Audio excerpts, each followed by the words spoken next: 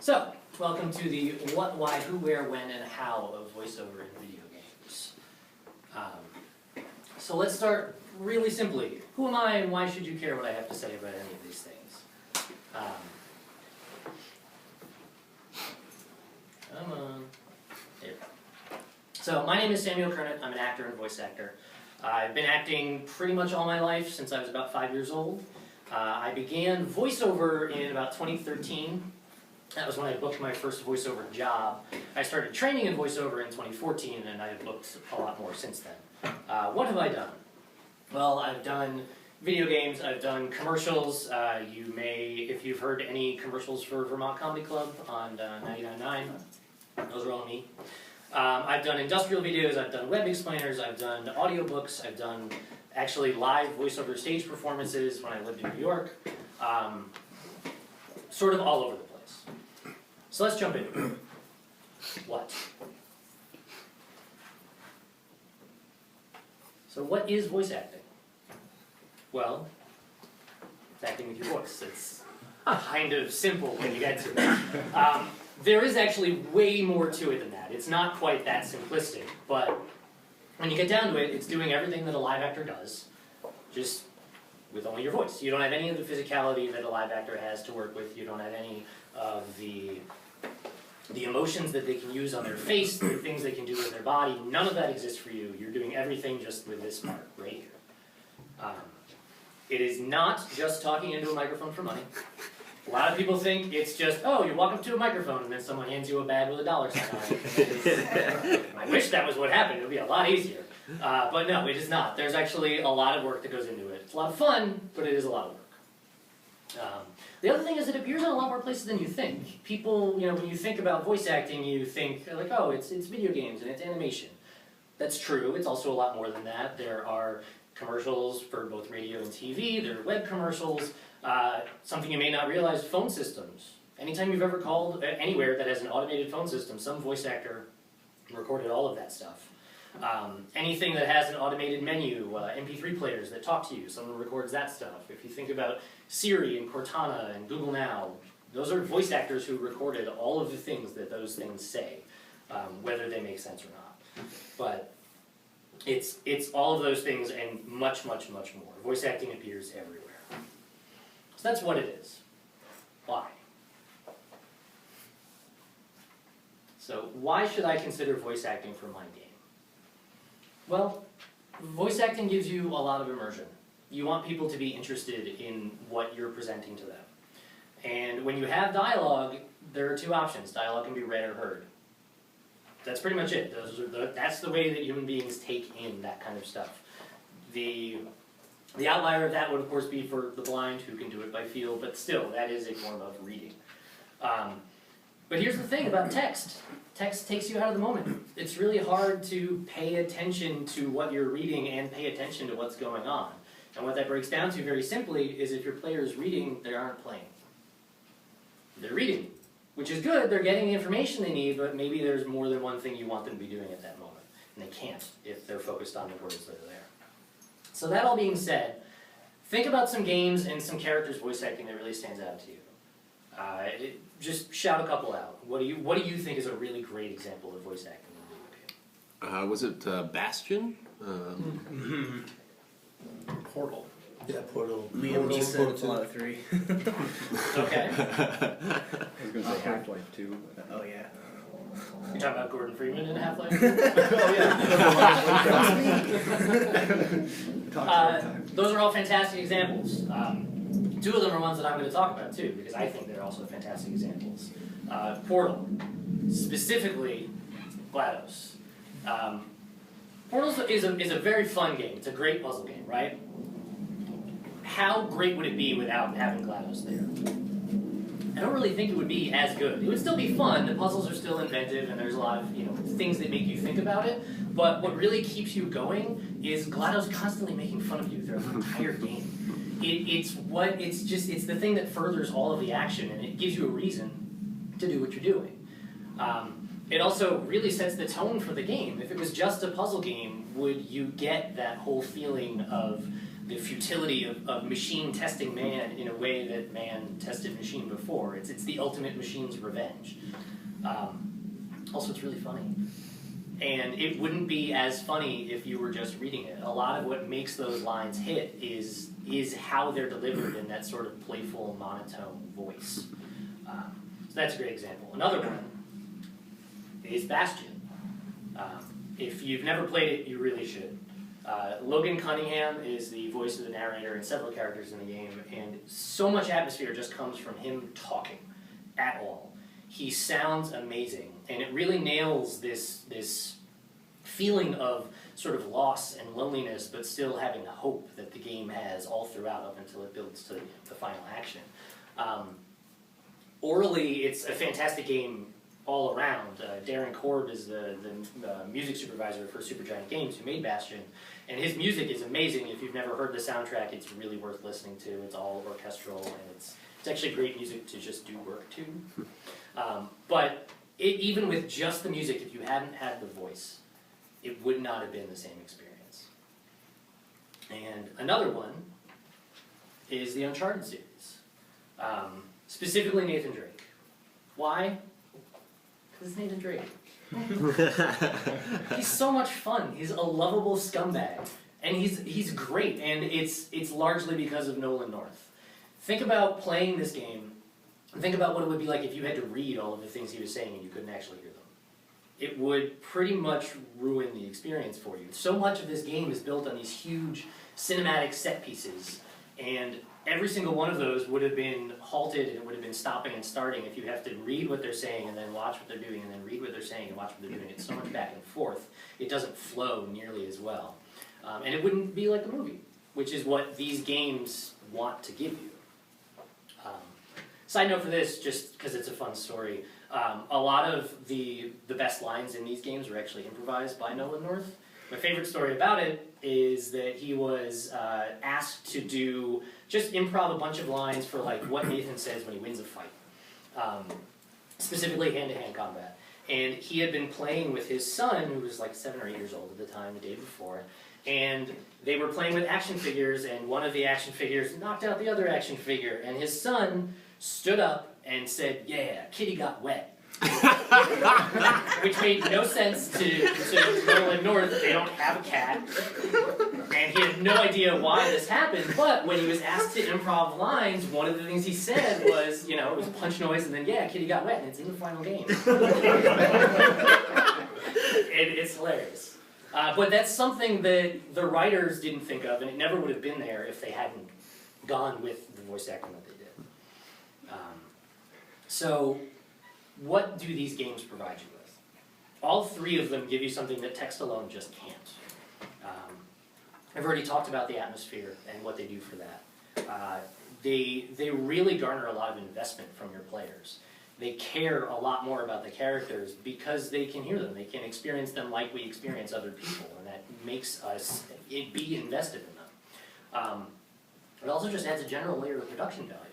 It's one of those things where it can make your game look more polished just by being there. That takes a lot of work on your part. You don't just slap some audio in a game and all of a sudden it's perfect. And it's also good to note that it can be a double-edged sword in that bad voice acting can be as detrimental to a game as good voice acting can be beneficial to a game. So it definitely is something that you have to spend some time on, but it can really help you out. So, who?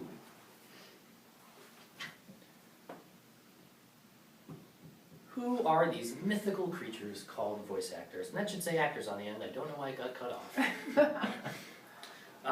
But you may be asking yourself, I'm in Vermont. Aren't they all in New York and LA? That's the only place that voice acting stuff happens. That's not true. A lot of it also happens in Texas. It's also not true in general. It used to be. It certainly used to be the case, but we have the internet. You can be a game developer anywhere as long as you have an internet connection, right? You can do the same with voice acting.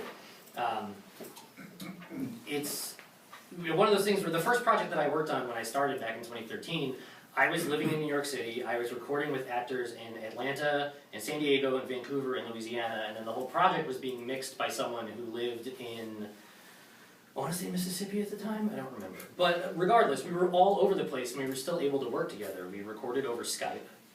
We actually were able to talk directly to each other. We were all on at the same time, and then they compiled the audio and did what they did with it. But where we were didn't really factor into it at all.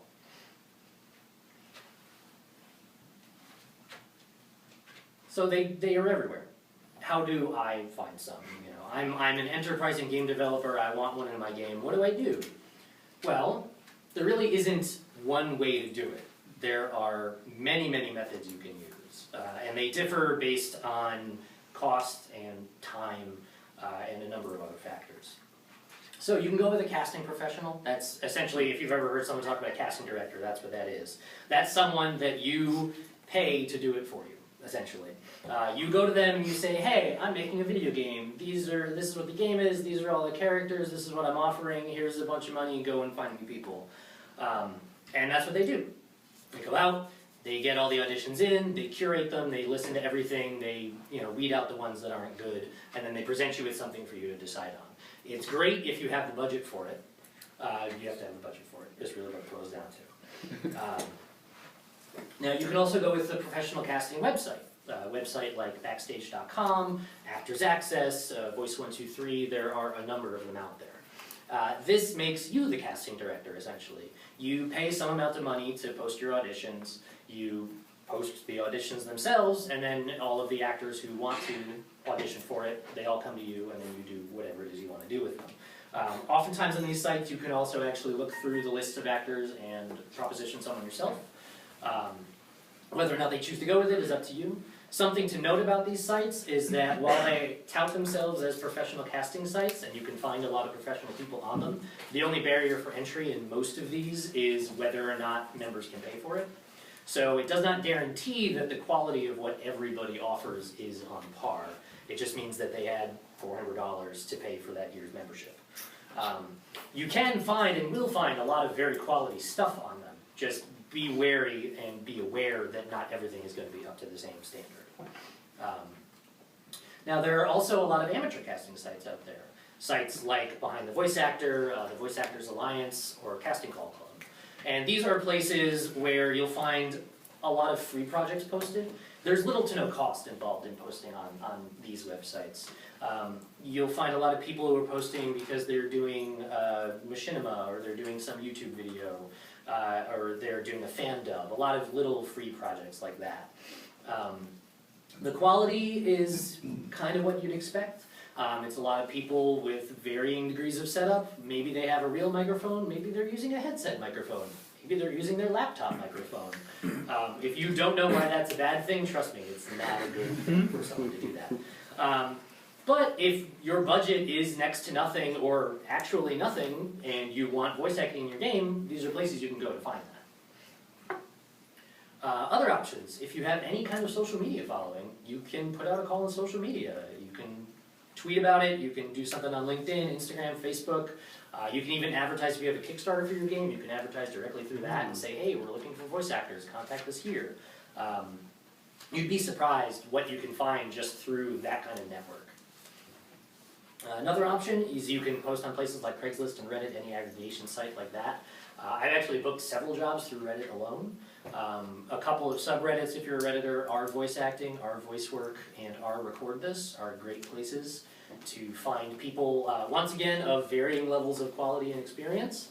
But you cast a wider net, you'll catch more fish. And then the last option is networking, which is by far the best way. It's events like this, it's taking classes, and meeting people who are in the business and then remembering that you met them, and then you can work with them later. It's great. I've worked with, let me back up and make that an actual sentence. I took a class in 2014 on voice acting, and as a guest in the class was a video game developer, the owner of Wajedi Games. And I met him in that class, we got to do a couple of things with him, and then 3 months later he invited me to audition for his game, and now I've done 4 voices for him in 2 games, with another one on the way. All because we met that one time for 2 hours, on a Tuesday night. That sounds great. So, You know where they are. How do you catch one? You put out a casting call. A casting call is specifically, it's a document or posting that lays out what you're looking for and what you can offer for it. So you're going to include info about the game. Is it some sort of post-apocalyptic FPS game? Is it a trippy puzzle game? Is it a fantasy RPG with steampunk elements? What is the game about? Just a little bit of information so people know what they're getting into. Really, you want to include as much info as you're willing to, or able to put into it, just so people know, about the game. You don't just want to say, I need voices for a video game. No one's going to respond to that, or they're just going to respond and say, hey, can you tell us a little bit about it? I don't understand what's going on. On that casting call, things you're going to include a character breakdown. So that's information about the character specifically. Your character's gender, their age, whether it's an exact age or just a range for the character, personality traits. It's anything specific that influences what you want that character to sound like. It's also important to note with this that if the character specifically does not have a gender or specifically does not have an age, you can note that as well, because that's something that can influence performance too. If you have a picture of the character, include that. One of my favorite stories about something like this influencing a voice is way back in 1989, before The Simpsons was The Simpsons, Nancy Cartwright walked into an office for a casting, saw a picture on a table and picked it up and immediately started talking in Bart Simpson's voice because she saw his picture and she was like, yeah, that's what this kid sounds like. And then she walked in and she's been Bart Simpson for the last 29 years. But it was all because she saw the picture. Who knows what she would have done if all she'd been given was a sheet with lines on it. So little things like that can help. Now that doesn't mean you have to include it. If you have a character that doesn't have a picture, don't put a picture there. If it's a faceless narrator, that's fine. If it's a computer program and there is no physical manifestation, you're not going to get anything lesser because you don't have that. It's a nice to have, not a need to have. You should talk about approximately how much work it's going to be. Some people are, voice actors as hobbyists. Some people are voice actors as professionals, and they kind of need to know how much time they might be dedicating to something. So if you can include total number of words, that's great. Even little things like just saying, is this the main character? Is this the protagonist of the story? Is it the antagonist of the story? Or is it a bit part? Little things like that can really make a difference about whether or not someone wants to audition for you. So the next thing you need is, you've described a character, you need audition material. You need something for these people to actually say. So you want to pick a few lines that have a different emotional states and different attitudes about them. The reason for this is that you want to know what these people sound like across the gamut of what these characters sound like. If someone reads one line for you, and it's a very cool, controlled line, and you really like their read, and it's great, and you cast them off of that, that's fine. But if for half the game that same character is scared out of their mind, when you get to that point, you find out that this actor can't do that in that voice. You've either got to go with subpar voice acting, or you have to recast and start over. So you want to pick stuff from all across the spectrum. Something that's really going to help you too is be specific about the format you want your auditions submitted in. If you have a specific length you want them in, if you only want to hear a limited number of takes on the characters, where you want them sent is a big one too. A lot of people will be like, yeah, just email me, but you have 14 email addresses and you only actually check 2 of them. And they all go to the wrong one, and then you're wondering why no one's auditioning for your game. Make sure they go where you want them to. And of course, include any other information that you feel you may need. All of this stuff helps you in a number of ways. The biggest way is that it weeds out the people you don't want to work with. If they can't follow simple directions like this stuff before you've actually hired them, imagine what it will be like when you actually hire them for the game. The other stuff this does is it really helps keep your inbox in check. If you don't want your email to explode, make sure people know to send you MP3s and not WAV files. Make sure people know to keep it to 2 takes or less instead of 10 or 15. Some people will just keep reading until they get what they think is good, and then they'll send you all of it. And even if you've got a gig or 15 gigs worth of space, whatever Gmail gives you now, that's going to fill up at some point. So save yourself the trouble. You'll also want to include any compensation you can offer. So Now, this is something that's gonna differ based on the size of the role, it's gonna differ based on what your individual budget is. And something to note, you just wanna be upfront and honest with what you can offer. If you can't offer money, that's fine, it doesn't have to be money. Just tell them what it is you can do for them. Everyone in this room probably has skills that would be beneficial to somebody else, even if it's not necessarily just handing them a $5 bill. You know, if you are really good at web design and you have a voice actor who doesn't have a website, oh, well maybe I can help him build you a website in exchange for you being in my game. Little things like that. The barter system is very much alive in this world. But this is all stuff that gets the relationship started on the right foot. You don't want to entice someone, go through the whole audition process, get them in, say, okay, here's what we need you to do, and then they say, well, wait, we didn't actually talk about what I'm getting out of this. And then you say, oh, well, I can't pay you. And they say, oh, well, there's the door. Just because you didn't talk about it ahead of time. It saves it all. It also makes you seem much more professional, keeps the whole relationship on a very nice, bright, sunny level. So, once that is all out of the way, you can get the actual auditions. Now, you don't have to include a breakdown for every role in your game. If you have 50 characters in your game, 3 of them are actual main characters that have a lot of speaking lines, and everyone else is like 5 lines or less, you can just put up breakdowns for those 3 characters and cast all the other roles off of those. It will save you a lot of time. It will save you a lot of listening to 15-second long MP3s, like 40 of them, because there are people out there who will just audition for every single role in your game, even if they are 100% not fit for it. Even if it says male and they're female, even if it says female and they're male. It's going to happen regardless, but it saves you most of that headache. Something that I like about casting calls is just hide something a little weird in there. Just something to see who's really paying attention.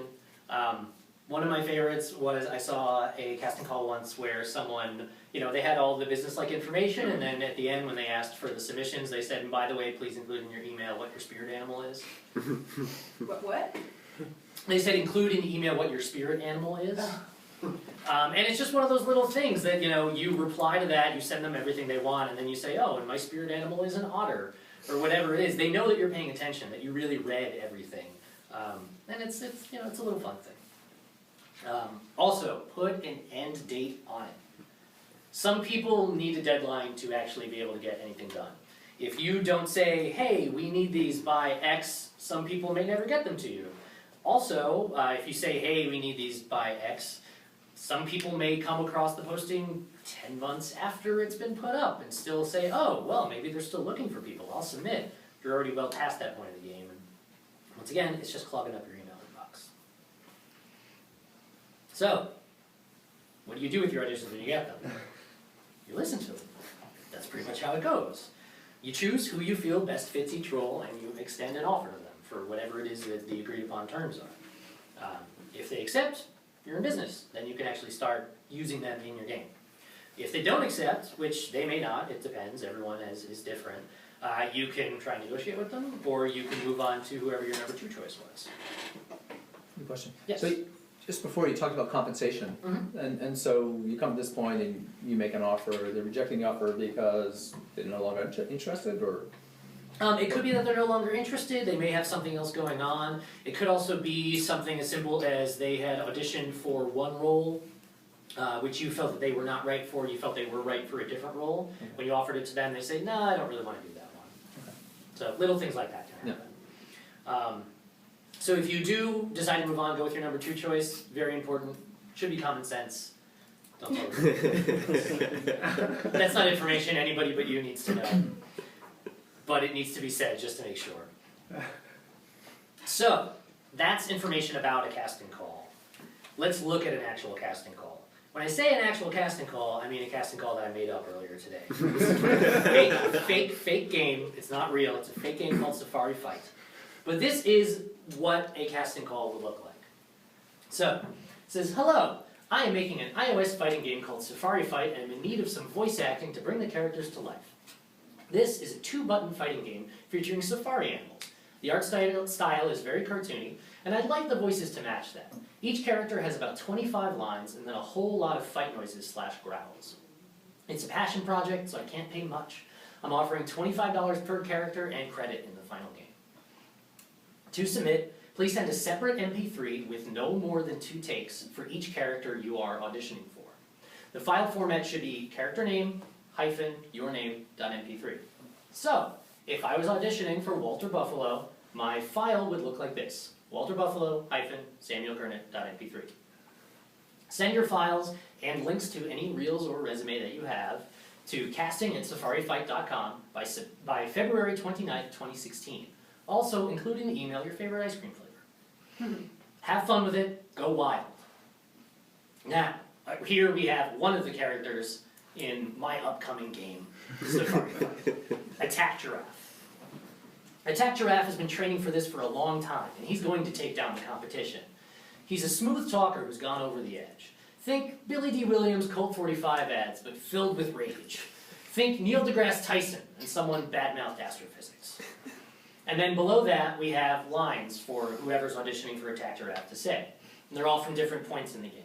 So there's a pre-fight taunt, there's what he says during his signature move, there's what he says when he loses a match, there's what he says when he wins a match, and then just some general animal noises in there. So I would expect people to give 1 or 2 takes of that, and then whatever other characters they want to submit for.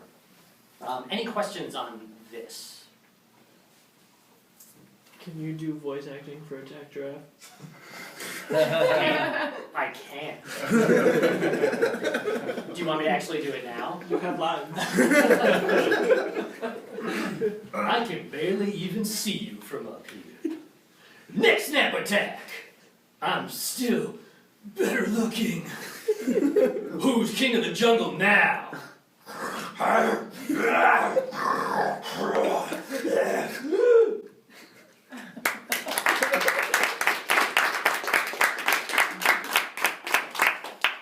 You're too kind. So moving on. Where?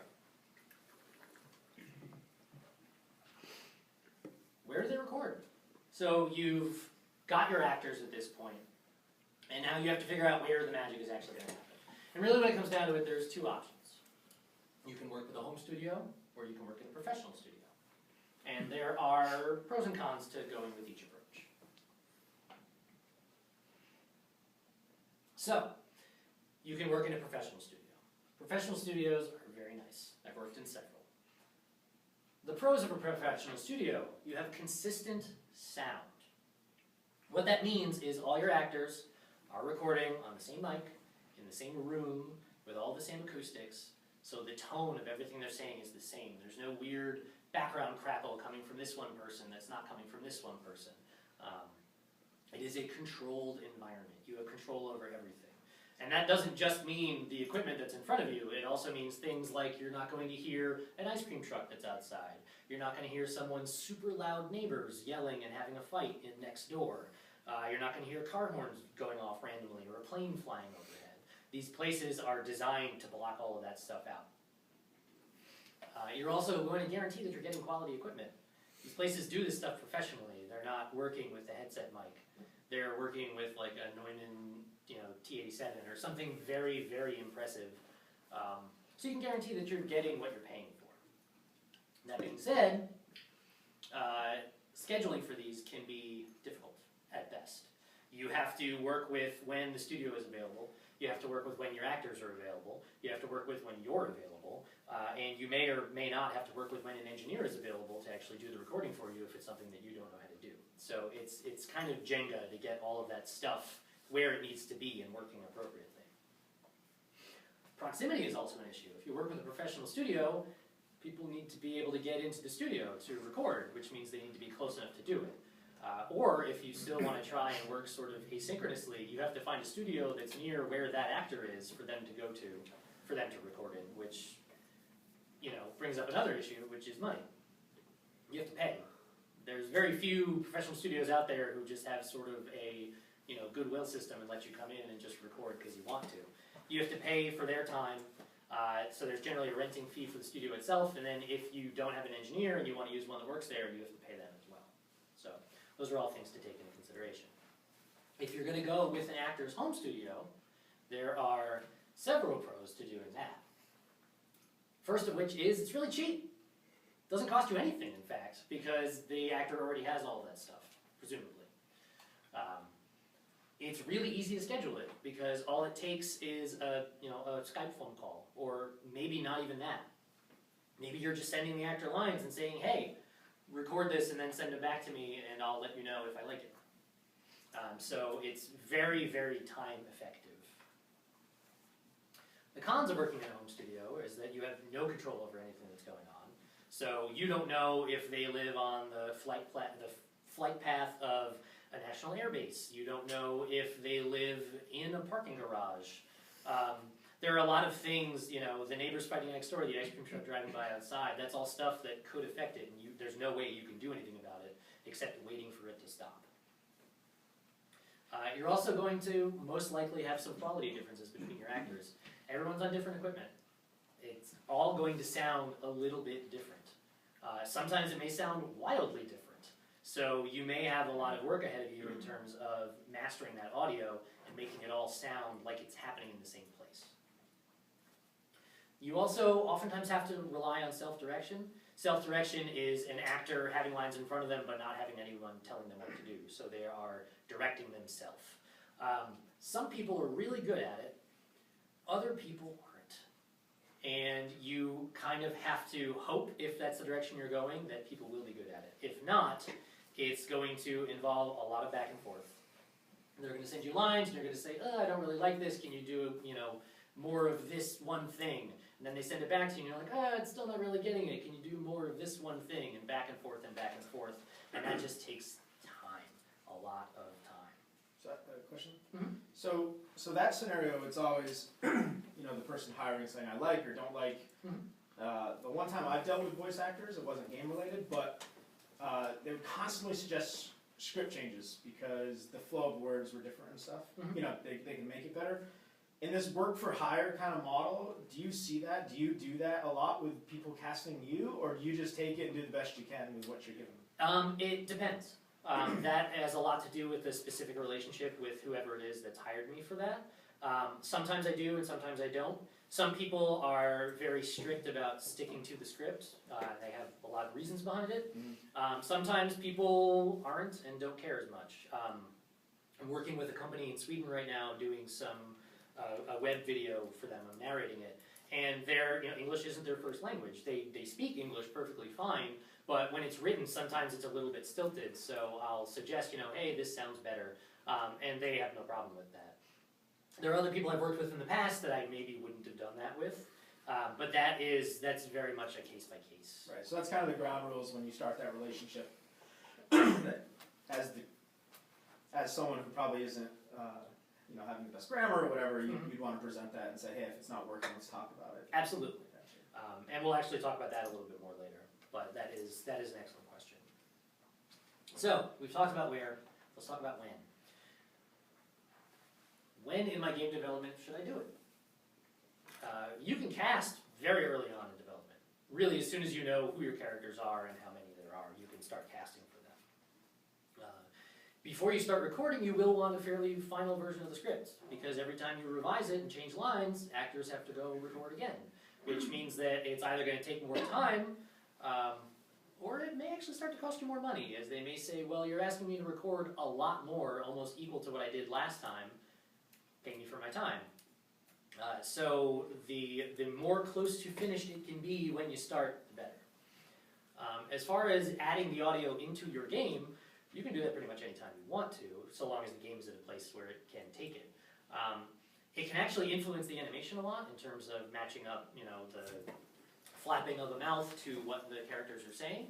So it's good to do it early in that cycle, or at the very least at a point where that can still be changed. I think everyone here has probably played a video game at some point in their life where the mouth is just moving and there's a lot of talking going on and it does not look related at all.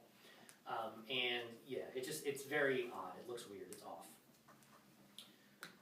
So, how? How do I do it? What's the right way? Well, there's no right way. There's a lot of different ways to do it. There's a lot of different ways to do everything. I can't give you one way to do it. I can give you several tips and tricks, though, that are going to make it easier for you. So number one is set goals and reasonable milestones. And this is something that I know that Ryan talked about when he gave his talk about Pizza Fast. But in general, for game development as a whole, and especially for the audio that you're incorporating, say we're going to have this done by this date, and we're going to have this done by this date, and try to follow the plan. The plan should be flexible, but you should know when things need to be done by. Make sure that your actors have deadlines that associate with this stuff. Like I said before with the auditions and putting an end date on it, some people are just never going to get anything to you unless you tell them when it needs to be there. They're going to think, oh no, I got time, it's cool, I can wait, I'll do that tomorrow. And then tomorrow comes, and like, no, I got time, I'll do that tomorrow. And that just continues forever, and all of a sudden you don't have any voices for your game. So make sure they know when their work is due. Be honest about whether or not you're open to interpretation with what you presented to these people. This goes all the way back to the audition process, honestly. If you have a very, very strict interpretation of your characters, let them know that. Tell them, hey, this is what this guy's all about, this is all that this guy's about, this is what I want to hear from you. Or if you're like, you know what, we've written these lines for this guy and this is what he's going to say, surprise us. You may find something that you never, in your wildest dreams, imagined could have been possible, and it ends up being amazing. And those are just those little things where if you don't let people know that they can do that, they may not do it at all, and then you'll never know. And that then carries over to the actual development process. If you're open to interpretation once they get the full script, let them know that. They can give you some other reads, they can give you changes, they can make suggestions. Actors get inside their characters, and they're going to understand their characters very well by the time they're done. So they may actually understand them better than you do at that point. They may really understand what's going on inside their heads and with their psyche, and they may say, you know what, this guy wouldn't say this. It doesn't really make sense. What if he said this instead? You might be like, fireworks, it's amazing. But you never know it if you don't let them have that little bit of freedom. Be honest in your feedback to your actors. If you aren't getting what you want, let them know. At the end of the day, it's your name on the game. It's your reputation that's on the line with the game. You are the boss in this situation. If they aren't giving you what you're asking for, ask them to give you something different.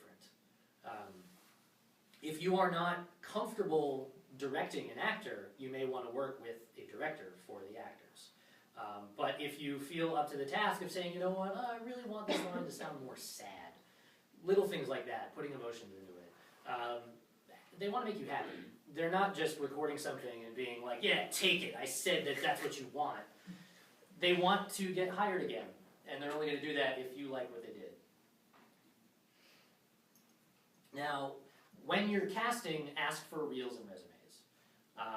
You'll know who's professional based on what you get from those. That doesn't mean that you should discount people who don't have those things, who are not professional. Everybody has to start somewhere. And some people are just very, very talented. But you should get those things because you'll get a different caliber of people. If you've never heard a reel or seen a resume, the next slide is my resume, and my reel, if I got this set up properly, should play over it.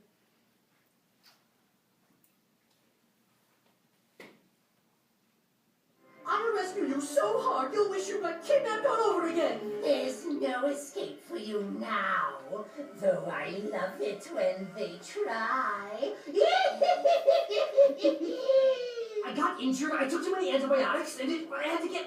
Why am I having this conversation with anybody? I would have made a dynamite, Gandalf. Watch this. You shall not pass. Hey, Paul, Janice, everything good? Kenny, we haven't seen her in the shooting range lately. What did you say this was called? Wine? Oh, it's delightful. Oh, wine's all around. But now I'm surrounded, and I must make use of what I have. The fire within me. Saddle up, cowboys and cowgirls, and get ready for another episode of Tex West, Sheriff of West Texas. Yeehaw! So a reel is generally going to be about a minute long. It's going to be a whole bunch of character voices, and it will give you an idea of what these people are capable of. What it helps you do, especially if you're only putting out breakdowns for, like I said, 3 or 4 of your characters, is you can listen to that and say, oh my god, this guy can do this voice, that would be perfect for this little character I've got over here. And you already know that they can do it. And then as far as looking at the resumes, you can see what this person's done before. You can see if maybe they've worked with someone that you know. And then you can say, hey, person X, you worked with person Y, were they a cool dude? And they'll say, oh yeah, they were totally cool, you should totally work with them. Or they'll say, no, they were terrible, don't work with that guy at all, he will ruin your life. But, you know, it's those little things that you may never know about it beforehand. So, going back to the tips and tricks. Credit your actors. Give them credit. They may want to be credited in a specific way. Some people work under specific names for legal reasons, so it's good to know what those are ahead of time. And the other important thing is credit may be all you can offer. If you're a next to no budget game, you know, what people may be getting is just that they put a voice in a video game. So it's, you know, something you owe them to get it right. Now, you want to let your actors know when they're allowed to talk about it. Because the last thing you want, and the last thing they want, is for them to spoil something about your game to the general public. You may have a specific date that you're announcing the cast as a whole. You may have a specific date that you're announcing the game at all. If they start running their mouth off about it just because they're excited, you get cast in a game, it's an exciting thing, everyone wants to be in a video game, it's just cool. But they'll start talking about it, and then all of a sudden you're like, ugh, we weren't going to announce any of this for another month. It strains the business relationship a lot. Now, if you liked working with them, remember that. And then you might want to keep in touch with them because you both want to work again someday, I would assume, right? Everyone wants to work more than once. And that's the networking thing, again, you know, if someone does 5 lines for you for some little character in your game, but they really nailed it, they did a great job, and you keep in touch with them, and I'm not saying that you're sitting there, you know, on your bed with your head in your hands and a phone up against your head and your feet swinging in the air talking about boys every night. You're just, maybe you drop them an email every month or every 6 months, or, you know, maybe your company has a newsletter and you make sure that they're on the list so everyone is still in communication. But you want to keep in touch with them because being able to get in contact with those people again makes your life really easy. Something else to note also, every voice actor knows other voice actors. I've never in my life met a voice actor who's been like, oh wow, you're the first voice actor that I've ever met. That's not how it works. We don't all know each other, but we all know some of each other. So that being said, if there's something specific that you need, go to your actors and say, hey, do you guys know anybody that can do this? One of my best friends is a voice actor and she speaks Korean. If you need a Korean voice actor, I got you covered. But if you didn't ask me that, I may not necessarily volunteer that information because I wouldn't know about it. If you can, get some finished audio to your actors for their reel. Whether that is just an audio clip from the game, or if it's a full-on video clip with audio from the game, that's stuff that's going to help them book the next one, which we want them to do. We want them to go on, and then we want them to bring us along with them. And it's this whole nice, big, commutative property where we all get to work forever. So, next up, and this is the final trick and or tip. Actors are people too. Respect them, respect their time. They are quite possibly giving up a lot of time for very little tangible reward for whatever it is they might be doing for you. Sometimes they may make your life very difficult. Sometimes you may make their life very difficult. But both you and the game you're making will be better for it, for working with them. I can't stress that enough, that voice acting really elevates your game. And it's not just for, you know, something that's dialogue heavy where there are characters who are actually face to face and talking to each other. Even if it's something as simple as your game needing a narrator. You know, it could be Minesweeper, but imagine Minesweeper with a really cool narrator. You'd be a lot more invested in that game. Little things like that, it's another thing that makes your game better. So, thank you very much for listening to me drone on for the last 44 minutes. Do you guys have any questions? Oh yeah. That's great, by the way.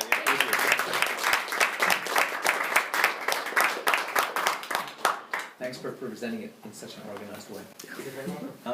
I have 2 questions that are related. One is contracts, and the other one is sort of what is typical compensation.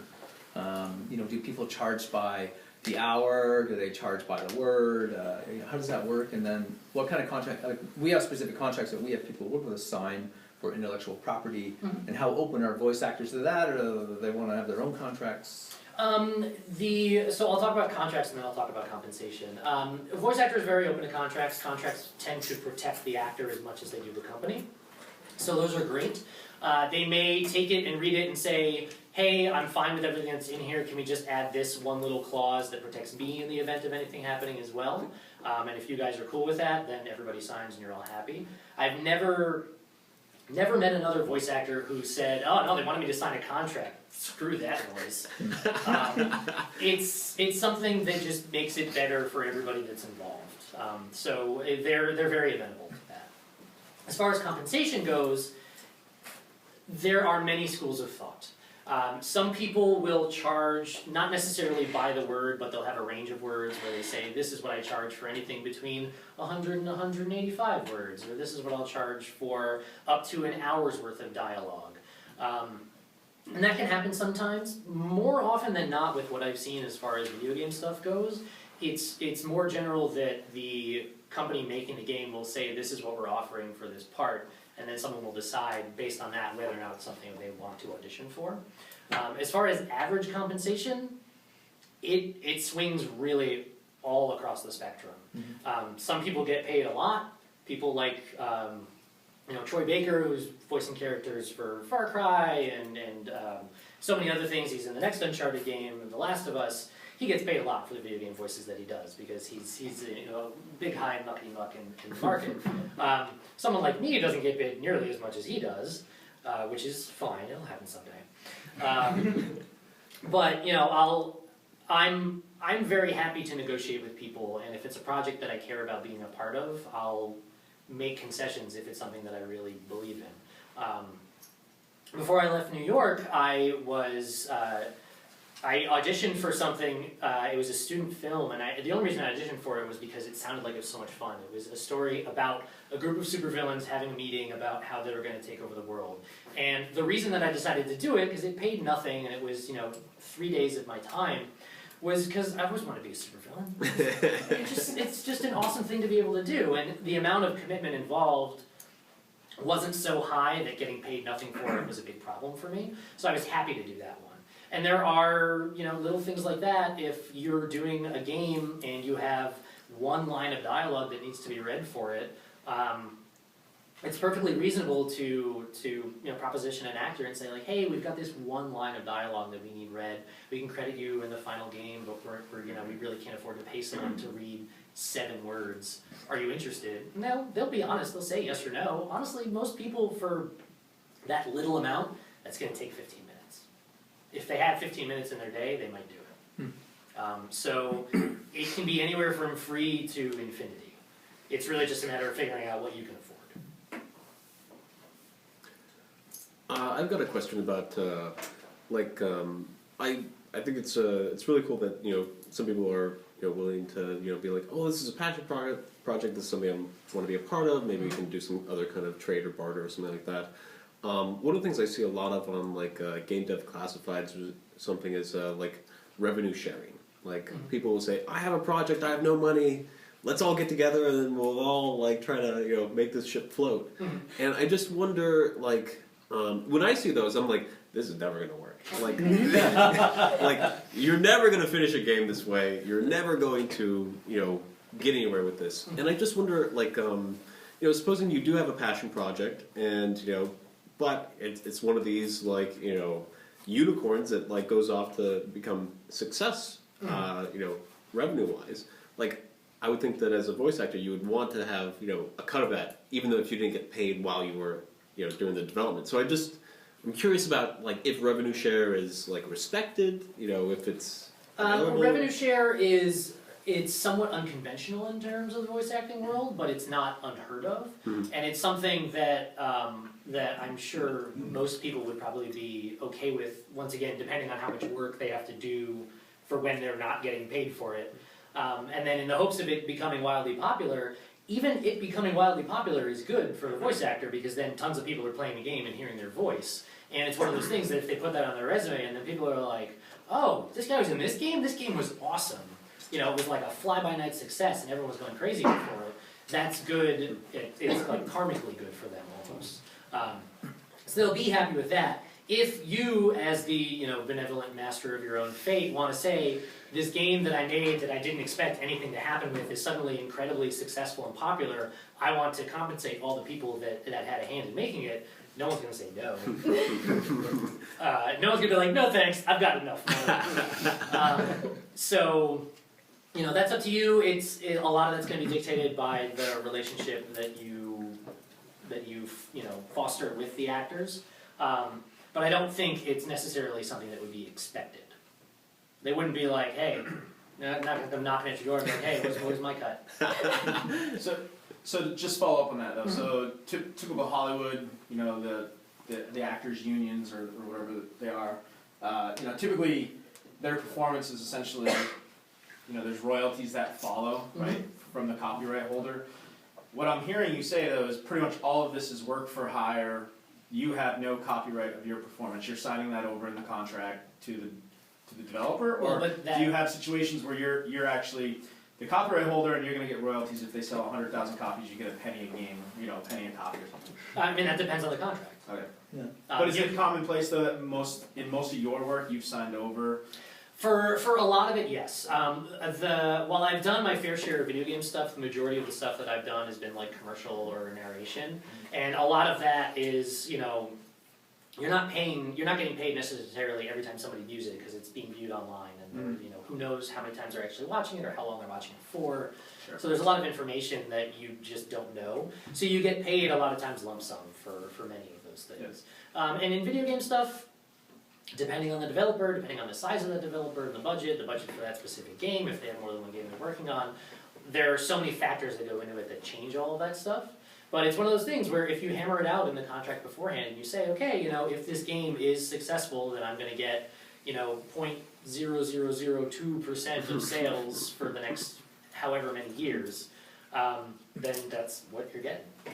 I just want to jump in here because in other business experiences I've had in the past, if you bring somebody in to work on your project and you don't have a contract, you have a verbal agreement. So you do the voice of the game, it'd be great, you know, and yeah, I'll give you something, who knows what, okay? And the game really hits, it's huge. Well, the other person can come back and say, well, where's my cut, just like you said. And you might say, well, I'm not giving you any money, we said, you know, you're just doing it for free. Yeah, no, we're not doing it for free, you know, you were gonna give me something. I've seen it happen where a guy at his company and he had somebody helping him out on his software development game, and he got bought out by a large company, it was about $4 or $5 million. And this guy came in, he wanted his cut. And they had a disagreement, and basically, he basically sued him, which throws a whole wrench in the acquisition process. And you know, you can make a small mistake in the beginning regarding not having the intellectual property rights or the contract set up, and it's only going to be a big headache if you're really successful. If it tanks, right, the ship sinks, nobody cares, right? But if it all of a sudden it's worth millions or tens of millions, then people will come knocking. And that can be very true.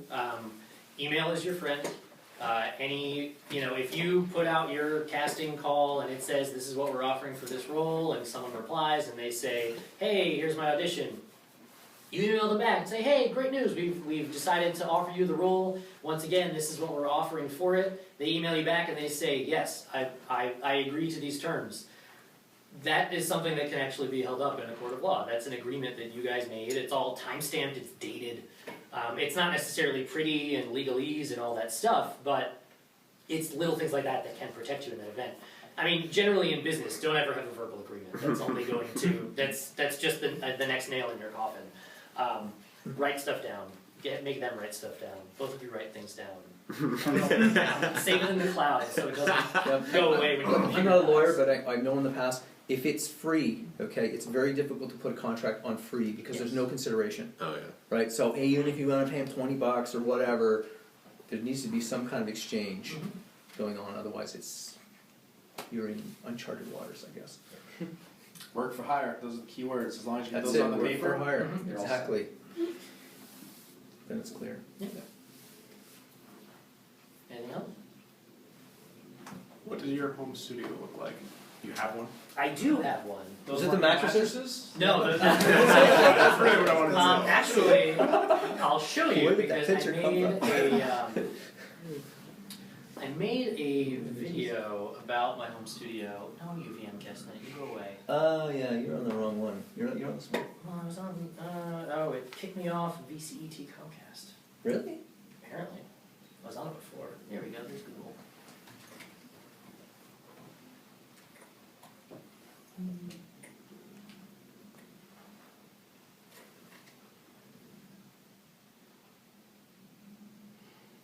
It is really hard to manipulate a website like this. This is a weird angle to browse your computer from. Studio tour. Everybody. My name is Sam Kernick. I'm an actor and voice actor. Recently, a number of people have been asking me about where it is that I record. So I figured rather than show them some boring old static image like the Pilgrims would, I'd like, the future. So, here we go.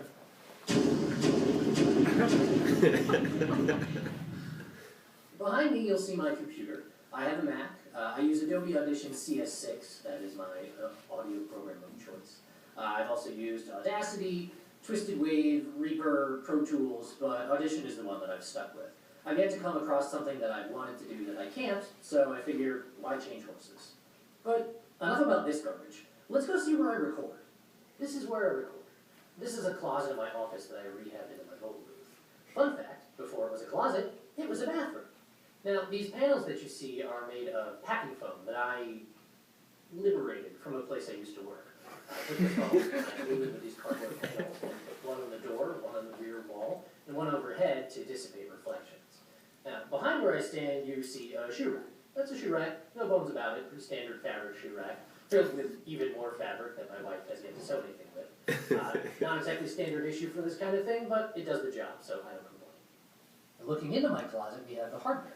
This is my Focusrite 2i2. It's my digital audio converter, which does exactly what it sounds like. It takes my voice and it turns it into a digital file that my computer can read. Moving up, we come to what is arguably the most important part, my microphone. I use a Rode NT1A. Now, the War of the World style orb that's sitting on top of it is a Chaotica eyeball. It's another piece of sound isolation equipment that I highly recommend. You can watch that video somewhere to the left with my own reflection filter. It's up there to keep any sound waves from echoing off the far wall. And yes, that is a coat back there. This used to be a closet, and it's still kind of a closet. Now, I know what you're thinking. You're thinking, OMG, Sam, that looks totes profesh. No, Tony didn't make it for me. He was busy avenging. But in all seriousness, I know what this looks like. But what it looks like doesn't matter. What matters is what it sounds like. So let's check it out. What I'm going to do for you today is one of my favorite vocal warm-ups. And I'm going to give you some picture-in-picture so you can see the waveform along with what I'm saying. What I want you to look for is not the words themselves, but the spaces between the words, so you can see exactly how clean the sound is. Here we go. Whether the weather is cold, or whether the weather is hot, we'll be together whatever the weather, whether you like it or not. Now let's take a closer look at that. In Audition, I'm going to select the entire waveform, then I'm going to go over to the left and I'm going to click Scan Selection, so I can get the numbers on this, because after all, numbers don't lie. Look at that. Minimum RMS amplitude of minus 76.38 decibels. Now, you might not necessarily know what that means, but for those of you that do, you know that's pretty good for a homebrew booth. So thanks for watching. If you were one of the ones that was curious, I hope this has answered your questions. If there's anything else you'd like to know, or if there's something you'd like to see me try, please leave a comment down below. In the meantime, if you just want to keep up to date with what's going on with me, follow me on Facebook. And if you want to keep up to date with what's going on with me and read some bad jokes, follow me on Twitter. Now, this doesn't have to be goodbye. Get out of my apartment.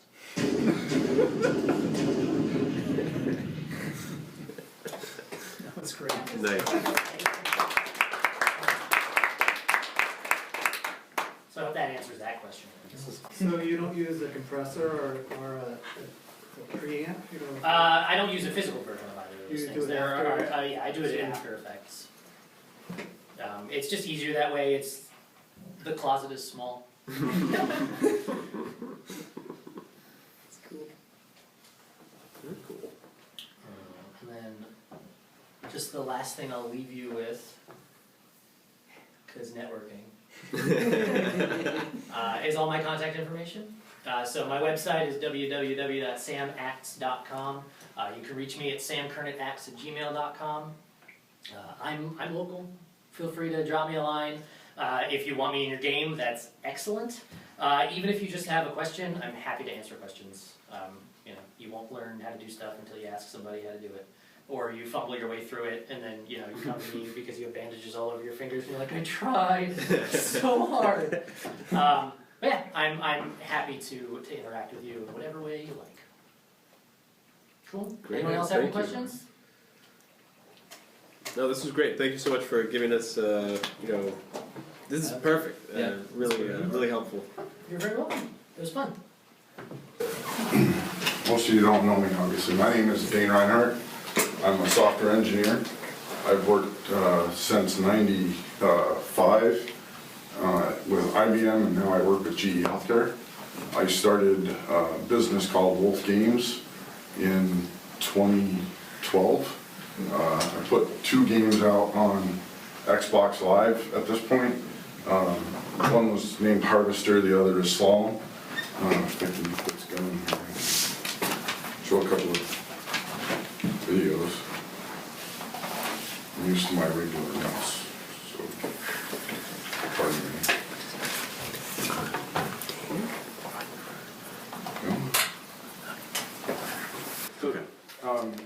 The name is Azura.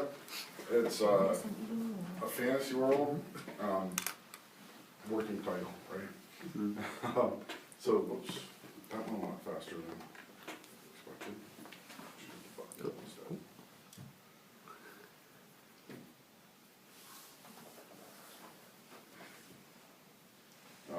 So again, I'm a software engineer. These are the 2 games that I played. Slalom's on the left, Harvester is on the right. One was a puzzle game, the other was a 3D scrolling environment. What I really liked about Slalom was I worked with a band from New Hampshire, and so it was really, you were listening to their music while you kind of sort of skied. So anyway, so those are the 2 that I've got out there. Why did I want to come here? I wanted to come here to show you this to get 3 things, right? The first is to kind of use you guys as a focus group.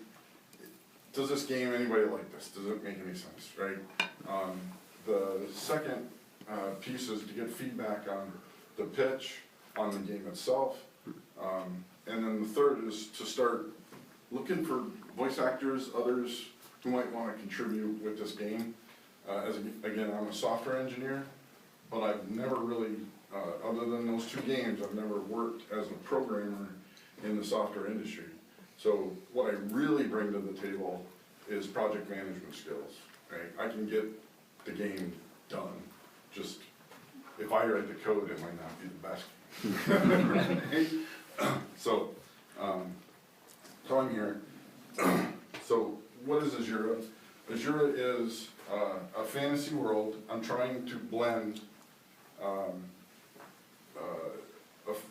a free build game like Minecraft and an RPG type game like Skyrim or any of those, right? In a fantasy world, Dungeon Dragon-ish, Tolkien-ish, something like that.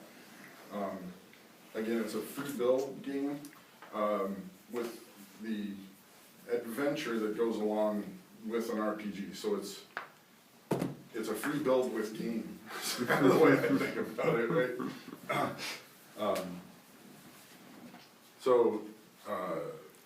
What makes Azura fun, or I believe what will make it fun, is the survival free build challenges that everybody faces.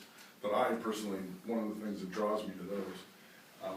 And the other aspect is for the more solo player who doesn't really understand a free build game, you get to go do some adventuring and, right?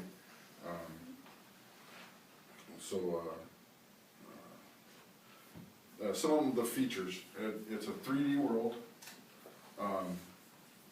you'll be able to set this economic and social policies to allow you to control the interactions between live players and live players in the NPCs, right? You'll be able to have, you'll be able to build structures or craft items. Again, just the kind of free build staples, right? You also you can either play as a single player or a multiplayer. And I think, so the final feature really is the NPC simulator, which is going to be fairly simple. As you build your community, you encourage more NPCs to come into the world, as it were, right? More non-hostile. Right? On the flip side of the coin, it will also simulate hostile NPCs. So, when you set up a single-player game or a multiplayer game, you are the ruler of Azura, if you want to look at it that way. You will set those economic and social policies the way you choose to set them. So, if you restrict all of the player interactions to only those allowed by certain people, you're basically setting up a totalitarian kind of socialist society, right? If you go the other way and don't put any restrictions on anything, it's essentially an anarchy, right? And you can hopefully do flavors in between, right?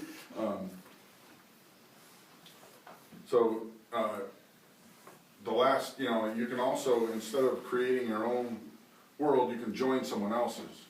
And obviously the goal there would be to survive in that kind of environment that they have selected. You can't pick your own, right?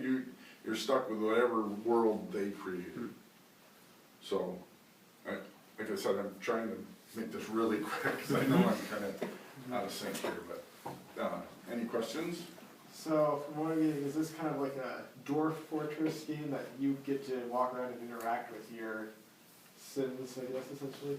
Right, it'll be a 3D first person.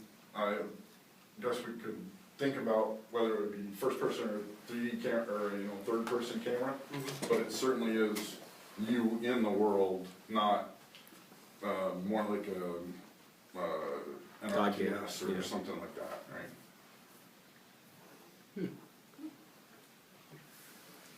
Any other questions, thoughts? Yeah. What is the goal? The overall goal for the player? Again, it's a free build, right? So it's survive, right? But so what is the goal? That's the goal of all of them, right? Yeah, and that was why I thought to put in an RPG, because the first time I played Minecraft, I was like, what's the point of this stupid game, right?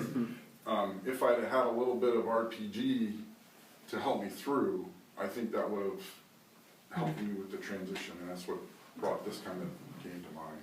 Well, I think, like what you were saying, you started with a story, right, with this game. So, what is the overall narrative? Because if it's an open world game and it's exploring, there has to be some kind of motivation to go out and explore this world. Either you're finding new things, you talked about building structures. Is it to build an empire? Is it to create the utopian society that you're overseeing? But you're doing it if you're doing it first person, it's kind of hard to oversee, like SimCity oversight. Right. And if it's a role-playing game, so maybe that's the question. What am I going to do over a long period of time where I will get increasing satisfaction while I play? I'm sorry, either one. I think it's a very cool idea to set the social interactions that are allowed and theme it as laws and that sort of thing. But then it does kind of run counter to it to then have to survive in a world where you're king. So it's a cool idea to define the world and the society, and then have the NPCs interact with you in specific ways that flow from that. Right. But maybe you're trying to become king, or something like you're trying to change the government to a different type of, you're trying to change the world, makes for a better arc or something. Yeah. Right, I'm sorry, was that kind of your point too? Well, no, what you said just made me think, I could see the game where, okay, your job is to either become king or overthrow the king. Like amass a revolutionary group to overthrow the totalitarian regime, or if it's anarchy to, gather people and fight your way to become king of this. So maybe that's what you were talking about, like what's the goal? Yeah, take it beyond surround, because it seems like right now there's like two games. There's the guy who sets up the server, which has all this like power, and then there's like people in the game. Right. And those are two like very distinct things. And I think if you can find a way, like you said, almost like a king of the hill kind of thing, where if you kill the king, you become king, and then you get to set parameters yourself. Clear objective, yeah. Then you get to tie those kind of two games together, and then everybody has. Well, and then at that point, it's still survival too, because you're now king, which means you're target number one for everyone else. Really good ideas. Yeah. So one of the other things that we talk a lot about in development of our game, and we do robot simulation, is we ask, and people ask in any game, what's the game mechanic? And how frequently does that thing have to repeat? So this is not like in Minecraft, the game mechanic is dun, dun, dun, dun, dun, dun, right? So if you look at that, if you do it for me, it's like a frequency of like 2 a second. If you watch my son, it's like 12 a second. And you whip it around. And so you have this game mechanic where you're building something, and so every couple of times a second you're doing something, destroying it. You're running around, you're finding things, and there's things that happen on a longer time scale, right? That give different types of incentive and also reward, and that's got to be really important. Like one of the things we did wrong in our first cycle is we had this evolution running, right? And it could take 5 minutes to evolve the robot to do something, and the kids were like, what am I supposed to do? I'm just watching this thing, like that. Yep. That was like no good. Right. We thought it was awesome. We said, "Oh, this is awesome. It'll only take 5 minutes. It used to take 6 hours." so having this, what's that interaction that's going to get people jazzed? Like, I love doing this. First person shooter is pretty obvious. Something blows up, you pull the trigger, something happens, or you die because something come up behind you. Right. Yep. So. Okay. Excellent. Yes. What would you think that your team size is? Very good question. I don't think I've thought about what the optimal team size would be. I would say that it would be a smaller team. Here, I do have a concern, because from what you described, that's bigger than Skyrim and Minecraft combined. You have a absolutely massive game that you just sent to us. It's not a bad thing. You can't go wrong with that. Just it sounds a lot bigger than I think. Cut it down way much. Right. Yep. So. And part of the challenge of doing the big game too is you never finish, right? And you have to get it out to players early so you get feedback. So it has to be much smaller. You basically you described a game that does not end. Okay. So definitely cut it down. Find a defining point where you can start and what is the player doing? Why are they doing it? Right. Answer those questions, and then bring it back to these guys and say, hey. Like there's like 3 people with their hands up. Yeah, maybe we should table the discussion. Maybe if you want to take it on to Slack. I mean I think it's great. I mean I would love to see people continue to brainstorm. But yeah, why not take it on to Slack? We can even set up like a chat room for this game specifically. Okay. Yeah. I think that would be great. All right. Yeah. Okay. Yeah. Thank you. Good. Yeah. No problem. Thank you.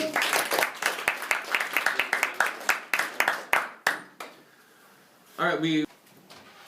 So I just figured I'd demo a game that me and a group did at school this semester. What school? RIT. Okay. There we go.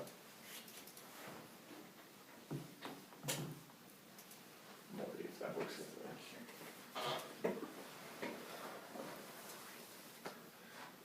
So this is a game where you're a monkey with a rocket launcher.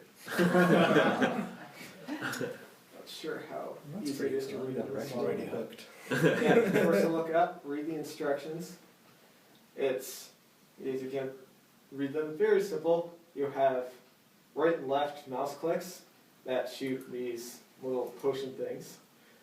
When you're in the air, you're affected by the physics that they cause. One of them is an explosion that propels you outward. The other is an implosion that propels you towards it. So if you jump and hit up with it, you get launched higher. If I just jump on my own, I go that high. But if I look down, fire the rocket, and go up, I go higher. Now I'll have to try and get out of here. Anyway, this is not easy working on a slant, but Rocket jumping. there we go. Oh. So yeah, you get little steps along the way. Oh, shit. Maybe. No, So is it all Mirror's Edge? It's also a very, Parkour. very The rocket complicated launcher. character design. It's a capsule. Yes. You can, So is it almost like a grappling hook in a way? I mean, yeah, I guess sort of. You get a sound, the banana turns semi-transparent, and it's actually revealed to just be Just the a holocron. checkpoint. So yeah, you wander throughout the game. It's, yeah, kind of a Portal-esque kind of, you know, get from point A to point B stuff. But yeah, you have to figure out how to, that went through the wall, so that's why that didn't work. That's a really cool twist on the portal idea. Yeah. As you can see, I'm not the best at it, but you can see it's put a learning curve to it. There we go. So there are certain walls you can't grab on, basically. No, the one problem with it is if you go right up to the wall, then you can't do it because of how the rocket appears out of the tip of the big launcher rather than your character. So you are this capsule-shaped object? Yes. yeah. It's supposed to be a monkey, but Yeah, it's no one okay. want to model the monkey, so. Yeah, that's pretty much it. It's just continuing out through this So- level. And you said this was a project you did for class? Or? Yep. Okay. What Yeah. class is that? It was just called Game Development Oh, good. 2, so yeah, you were paired up in a team. Throughout the semester we did 3 different games. This was the last one we did. Oh, cool. All right. Awesome. Sorry, when you're firing, you're just adding a force or applying force to the rigid body. Yeah, because one of the other guys did the actual code for it, but he just created like a sphere and measured the distance away from it, and then used the inverse square to calculate Okay. how much. Oh, okay. force So is you're applied. okay. Interesting. Huh. Yep.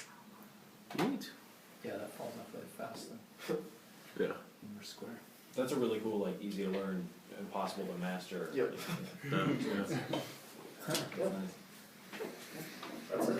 All right. Cool. All right. Well, thank you very much. Imagine, like, how much more fun this game would be if you had a voiceover person say, "Monk jumping, jump, monkey, jump!" Oh, banana for you. Every time. Yeah, God, sells no it. Yeah. Also, if you do voiceover in your own game, you will hate your own voice. Yes. So that's another. Oh, yeah. Another reason to get an actual It's voice. very, very true.